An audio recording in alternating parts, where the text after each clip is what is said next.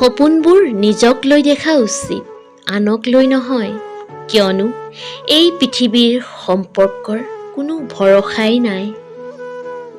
জীৱনটো এনেকুৱাই, যাক তুমি আপোন বুলি ভাবিবা, তাৰ ওচৰত দিনটোৰ শেষত তুমি মাথো অৱহেলাৰ বস্তু হৈ পৰিবা।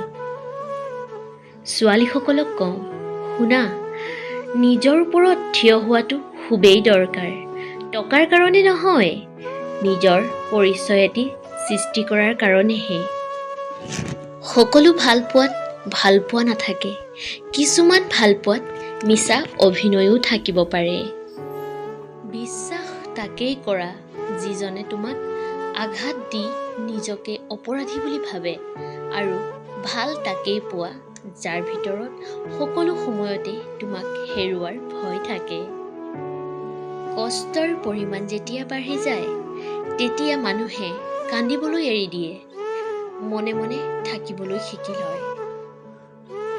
সুখত থাকিবলৈ গোটেই পৃথিৱীৰ প্ৰয়োজন নহয়, তোমাক বুজাৰ নিচিনা এজন মানুহ কাষত থাকিলেই হয়।